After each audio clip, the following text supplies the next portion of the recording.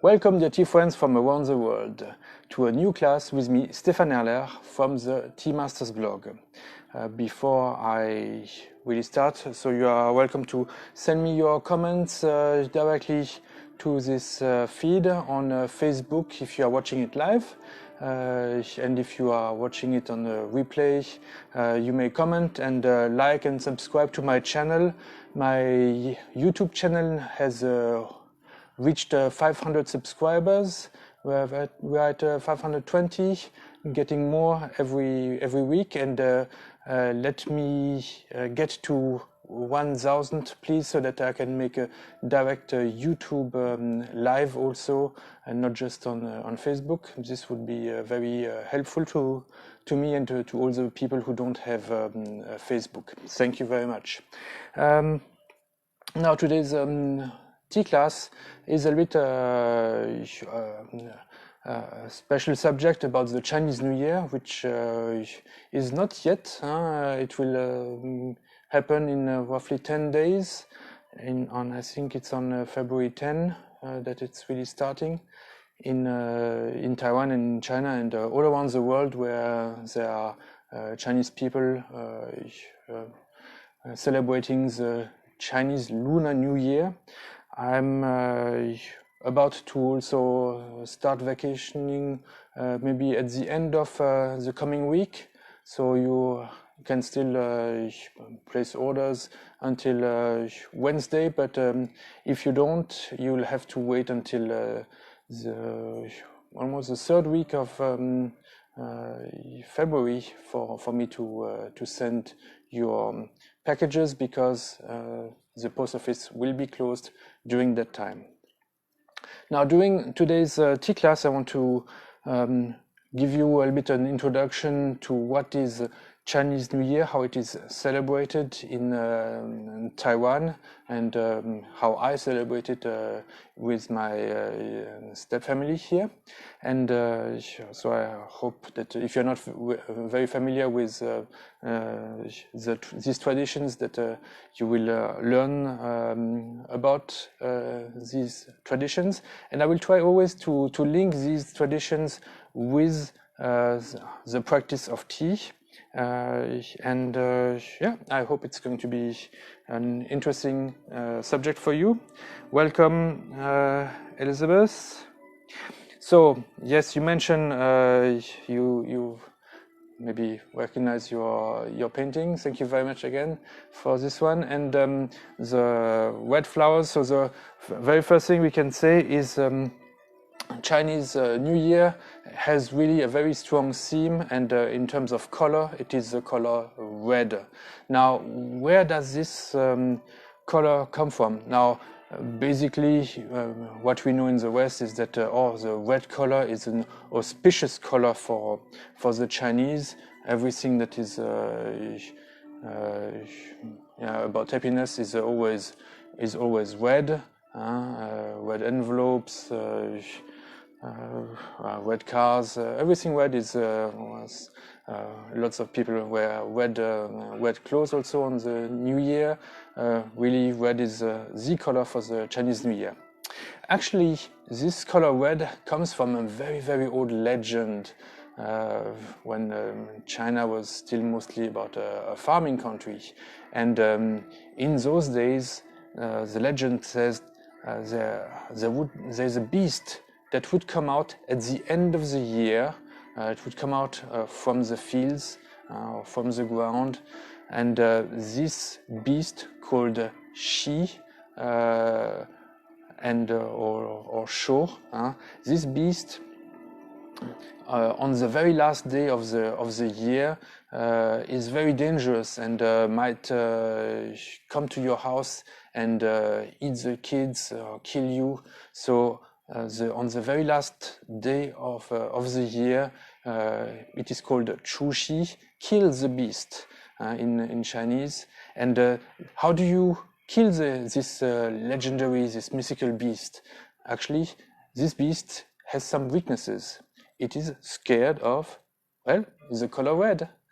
And it is also scared of loud sounds, people talking loudly, and therefore the firecrackers are very much used on this last night of the year to scare the beast, or trying even maybe to kill it.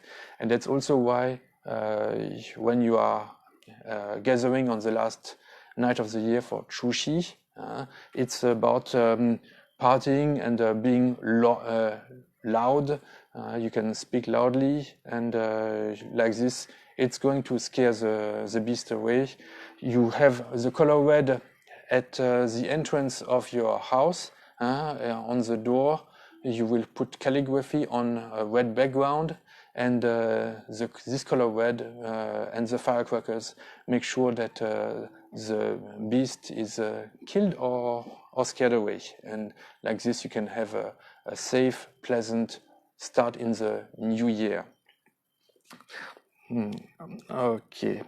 Now, we don't have, we're not intending to kill any beast with our chashi. However, to be in the same spirit as this festivity, I decided to add this color red for my plants and also for my chabu. This one is a little bit dark red, some orange, yellow, a bit of purple, but still the tone is very warm. And here, let's also remember that Chinese New Year happens at usually it's in January, February. It's calculated with a lunar month, so every year it's on a different date. This year is particularly late. Usually it's really very rare that it's so late, because some years they have to add an additional month in order to make sure that the lunar New Year always happens during winter, because it's the start for them for spring. When the Chinese New Year happens, it's the spring that has arrived. So this gives us this gives me the opportunity to have two major festivities in the year. I celebrate Christmas, and a month later I'm celebrating Chinese New Year. So on the stomach, it's not always so easy. I have to be careful. Okay, but okay, I close my this parenthesis. What other important traditions are there during Chinese New Year? Well, before Chinese New Year, there is something called spring clean. So before we celebrate Chinese New Year, all the houses have to be very well cleaned. You will clean things you don't usually clean during the year, like your curtains or windows. For the Chinese New Year, really the house has to be impeccable. So maybe you also can see that I've a bit rearranged already last week.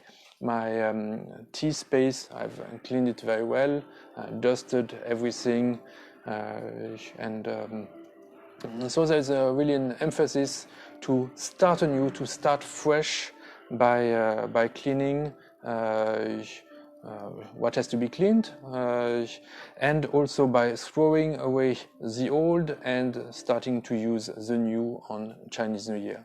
Now, for teaware, of course, we don't want to throw away the old, but we want to cherish it, and so you always have the choice. Do I throw it away or do I clean it well? So if you have older teaware, what we would really do as a tea person is to use it and clean it well, so that you can really enjoy it again for the Chinese New Year. And maybe it's also the opportunity to clean your tea jars where you are keeping tea for a long time. Have a look inside maybe to make sure that it's evolving well. Okay, sorry, I have to go back to my feed. What else? Now, another tradition I already quickly mentioned to scare this beast is to write calligraphy and to put this calligraphy on the doors to not just scaring the dragon, but actually it's also a way to keep the traditions alive, the tradition of calligraphy. And calligraphy is learning from the past masters. To learn calligraphy, it's about copying again and again and trying to get as close as possible to how the best calligraphers were writing calligraphy. There are many different styles, and it's only once you have practiced a lot that you will maybe develop your own style. And of course, the calligraphy itself is about a sense of beauty and harmony, fitting the character, the Chinese character, in a square space so that it really fills this space very nicely and harmoniously, that it's not too much on one side or on the other. And this is also a principle that we try to apply to our charshi when we display our different tea accessories. We try to organize the space now in front of us in a very aesthetically pleasing manner, with a center where the teapot actually is the center. And so here I've balanced on one side my teacups, because since I'm right-handed, I'm going to pour here. And I've put my jar on my right-hand side to create a sense of balance and harmony on my charshi. So this is also how you can think of some connections between this tradition of calligraphy and your charshi. It's about harmony, beauty, and also traditions. Oh, and of course, it's about drinking tea. So let me start to drink some of my 1990 Yiwu sheng puerh, a loose leaf puerh. So because it's very precious, I'm only drinking very few leaves. Let me show you. This is what they look like. This is always what I say the best part about these lessons for me as a teacher, is that I can enjoy tea at the same time as I give you my little lesson. Water is almost ready. So always remember, when it's cold outside, first preheat on the outside.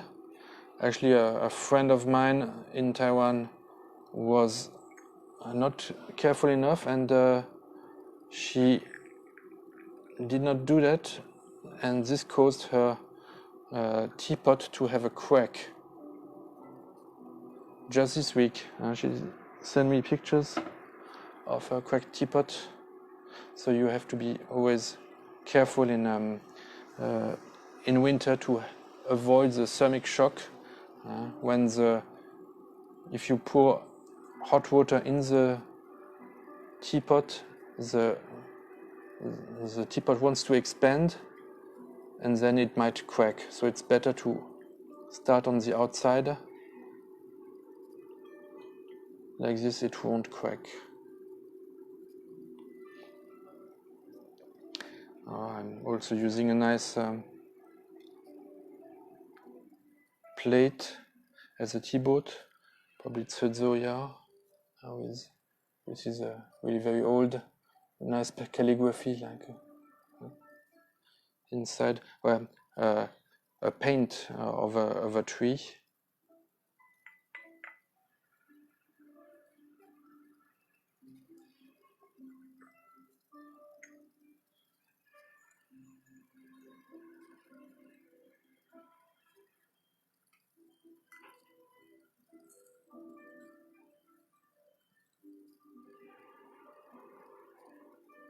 The idea is on Chinese New Year to really enjoy the best teas, because you have more time for brewing since you're not working. So the whole day you can sleep, eat, drink tea, and play with your friends, talk to your friends and family. So it's really a good time to enjoy the best teas that you have in your collection.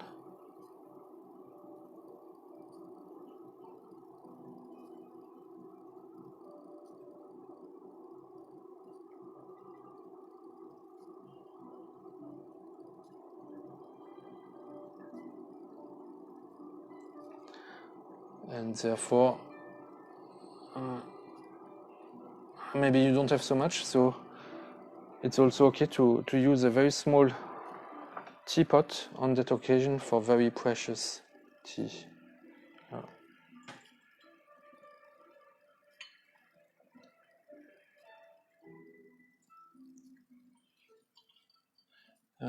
Do you still see me? I cannot see myself anymore. Haha, that's strange.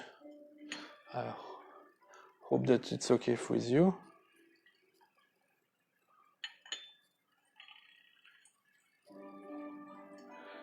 I'm not supposed to watch the tablet while I'm making tea, but I don't have much choice since... Okay, I'm back.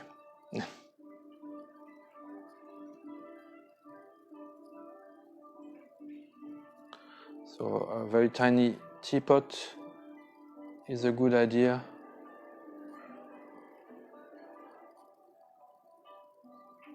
For very precious tea. Hopla.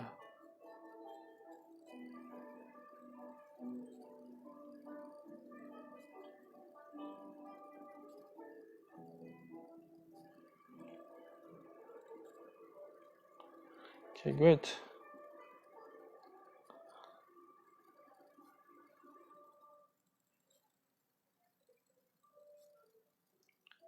Okay, thank you for letting me know that the feed is still there.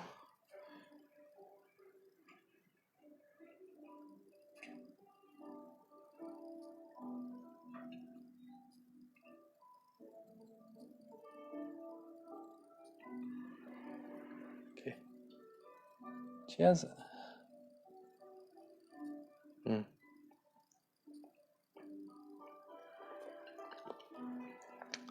Very nice. Some camphor notes. No bad smells, no dirt, but really only like old wood or how you say, camphor and like these sticks that you burn, santal. Well, anyway, very nice tea. Great. Let's continue. What are other things that other traditions that we can link to Chinese New Year and to tea? An important one is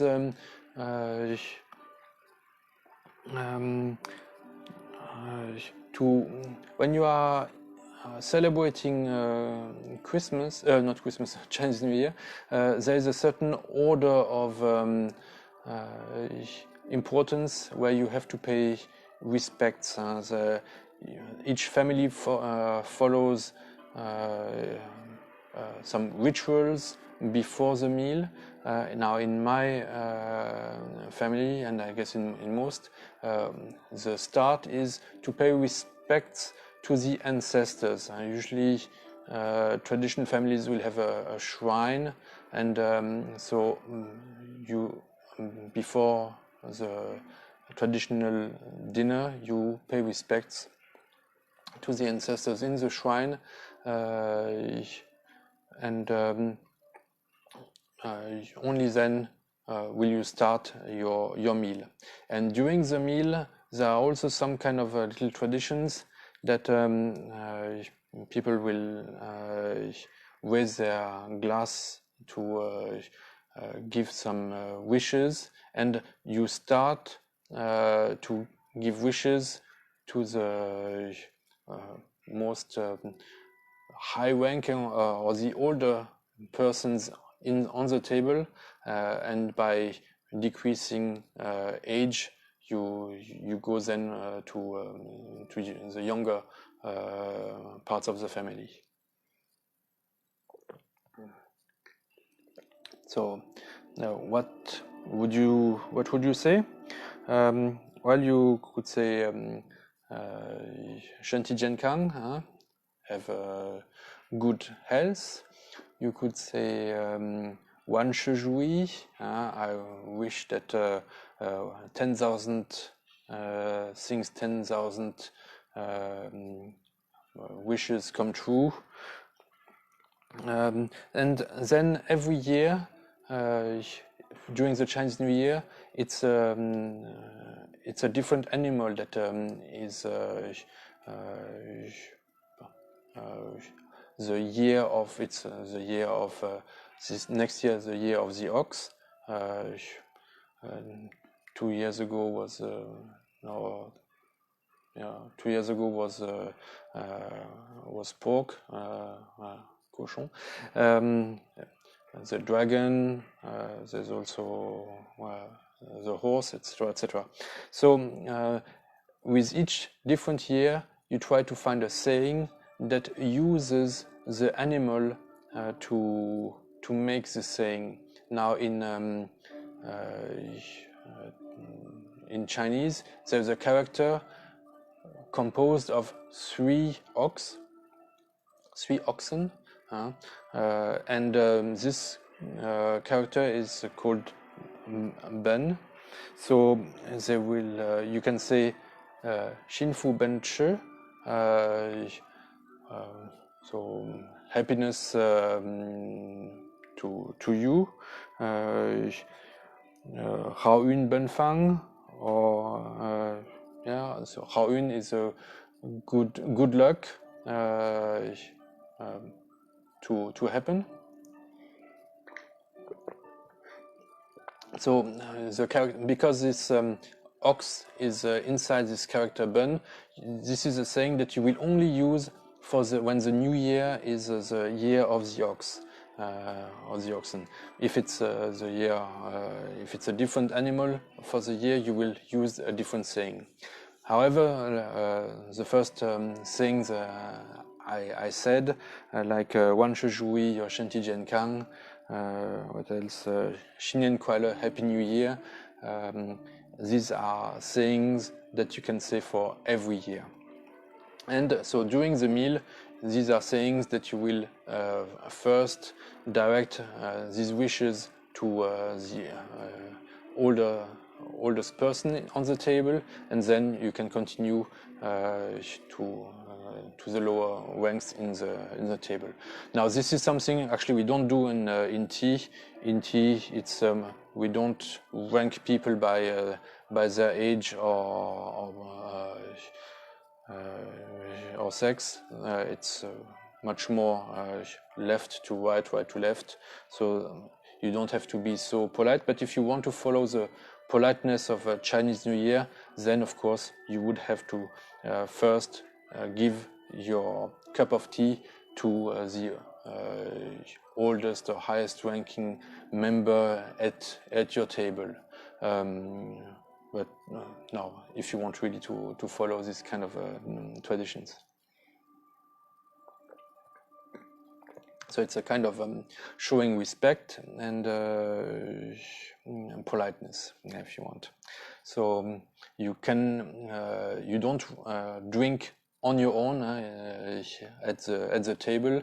Each time you want to drink, usually alcohol, or sometimes actually tea can be a good alternative. If you want to drink, you always invite somebody to drink with you, and best is you send him or her a wish, and only then you drink. So on this kind of meals for the Chinese New Year, you are supposed only to say nice things, say good wishes to to your family members. So this is also part of the politeness of the traditions of Chinese New Year. This is not the place or time to talk about divisive politics or to talk about things that might upset you. For the Chinese New Year meal, you only talk about nice things and things that have a good meaning. Oh, thank you, Terry. My music actually, it's guzheng. It's a traditional Chinese music that the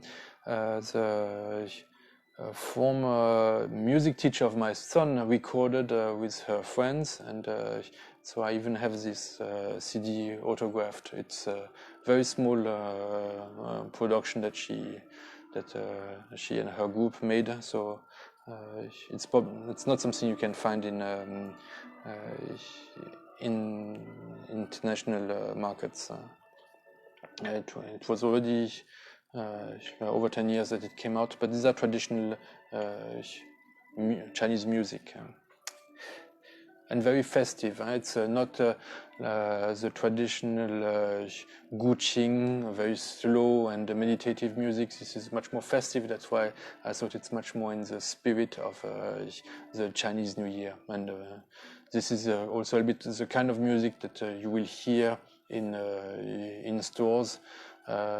Maybe not as we find, but this kind of tones and happy feeling.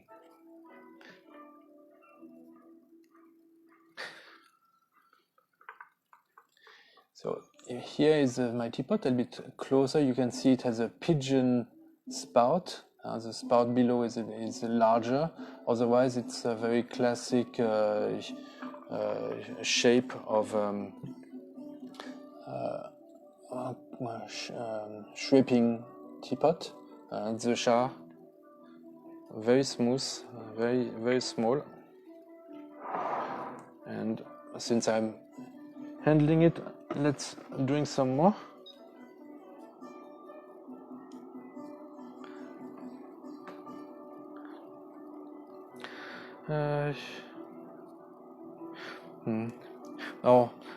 There is also another nice saying in this year of the oxen, that is Niu Zuan Qian Kun. Niu Zuan Qian Kun. Here, Niu is really the ox, and this means to reverse a bad situation. That if you are in a bad position, like if you are maybe sick, if you have a sickness, or if you are out of a job, or if you have something that is not so pleasant that is happening to you, Niu Zuan Chen Kun means we wish you that you can turn things around completely and find a new start. So this year, if you say to your Chinese friends Niu Zuan Chen Kun, they will really, and especially if they are in a bad position, well, then they will think, oh, you really understand about Chinese very, very much. Okay, and maybe we can also talk about some food, some food traditions. They are also a little bit more closely related to tea.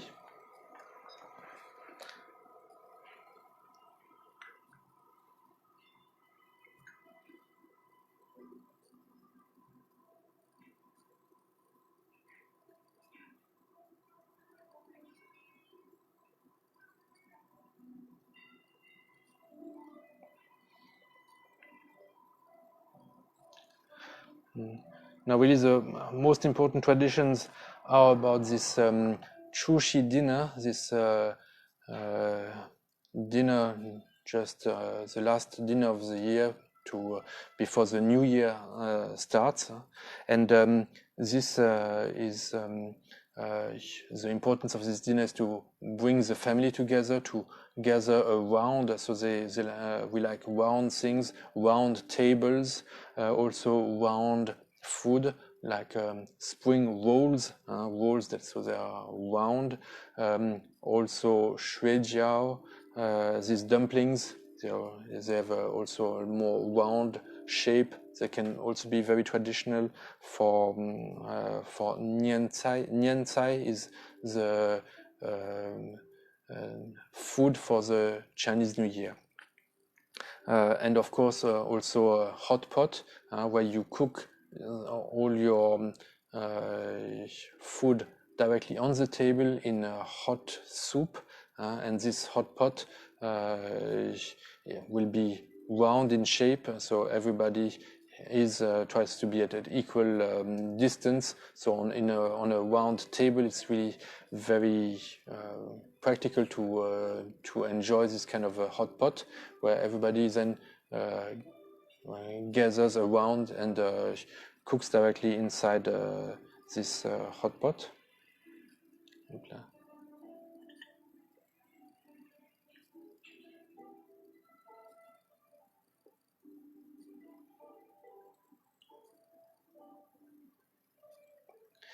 There are some other some other meals like Zhenzu Wanzi. These are small round meatballs that are put in rice and then steamed. This is a Hubei delicacy that in my step family we almost always have for Chinese New Year, almost exclusively on Chinese New Year. Really very, very good. So what else? Yeah. And then there is a tradition of preparing a fish. You might eat a bit of that fish, but on that Chinese New Year Eve dinner, you are not finishing it. You are not allowed to finish the fish. The fish has to stay there because Nian Nian Yu, every year there are some leftovers, and so this saying means so fish and leftovers are the same pronunciation. So when you keep the fish means you have leftovers, and of course if you have leftovers it means that you are so prosperous, so prosperous that you have enough food on the table and that you don't have to finish all the food. So it's a sign of prosperity, and that you are not going to starve, because you can even afford not to finish the fish, which is usually one of the most delicate and delicious food. So even the fish you don't eat, you don't finish, and this leftover is a sign of prosperity, and also a hope for prosperity.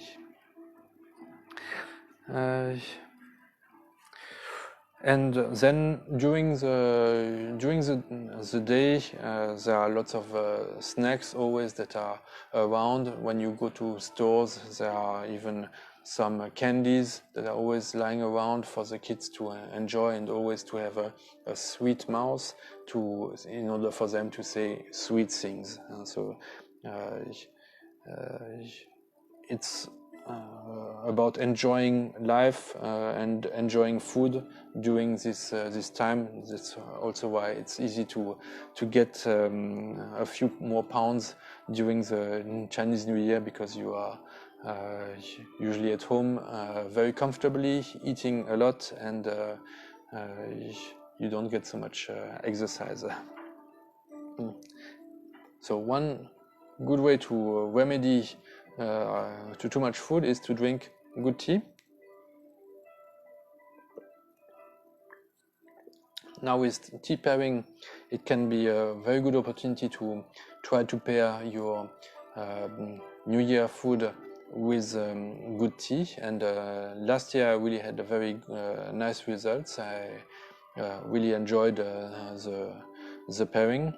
But tea usually is very much consumed outside of meal times, before as a way to open your appetite, or afterwards as a way to also to spend time with the family, to always the idea of keeping the family together, or the friends who come for visit, that you spend quality time, talking time together. And preparing tea is something that of course I will do in my family for everybody, and they are always very appreciative of the quality of tea that they are drinking.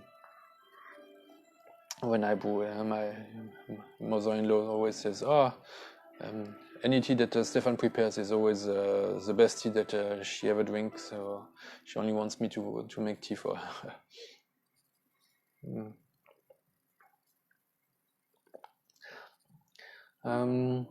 And of course, if you can prepare chashi to show your passion, to show your not that tea is not just a drink, but it also has traditions, it has meaning, it uses beautiful, meaningful accessories. This is going to be a plus for your guests, and of course for yourself. It's more easy to remember a beautiful tea brewed this way than a tea that you simply brewed in a mug while doing something else. Tea is also a very welcome gift in during the Chinese New Year. Now the most important gifts are given on Chushi, so after the last dinner of the year, just before the Chinese New Year.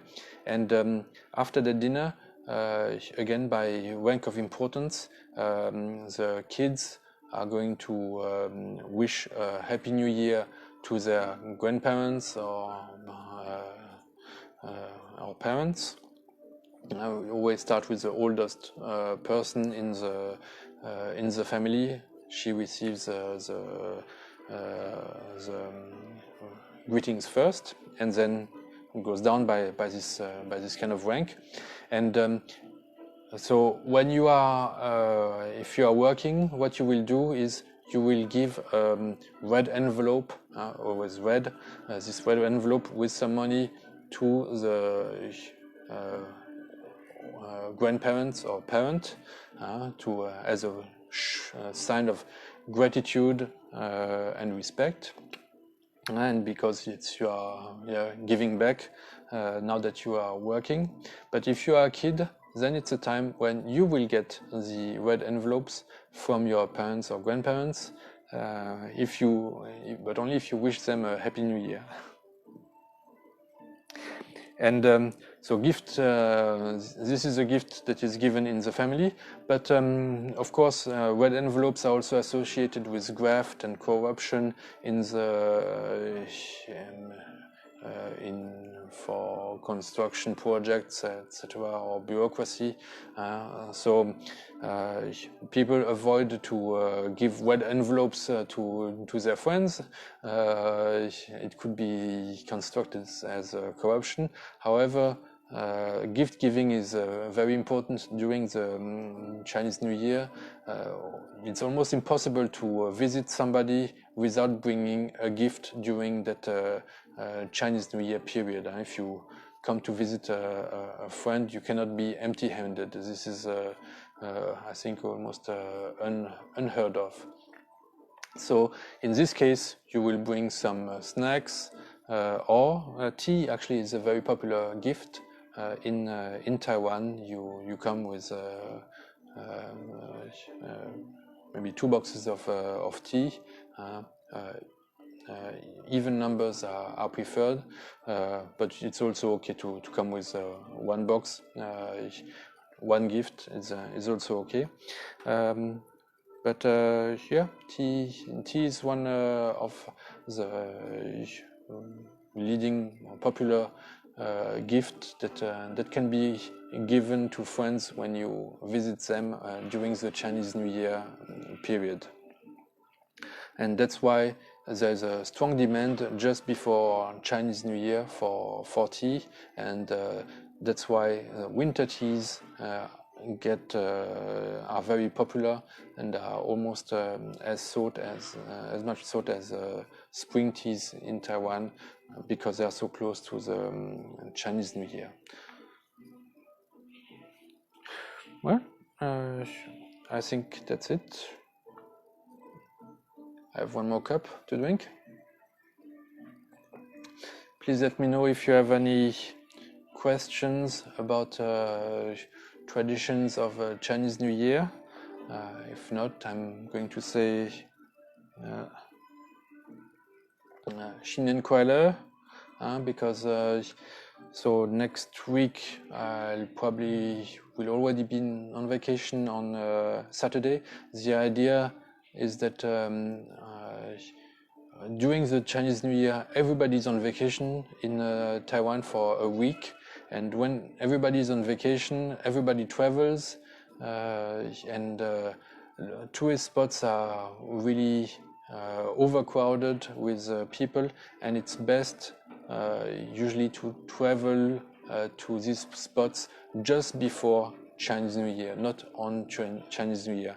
That's why I try to always take off several days before, and when it is really Chinese New Year, the best strategy is to remain with friends or family in more private places, not go to public places, because you will face traffic jams.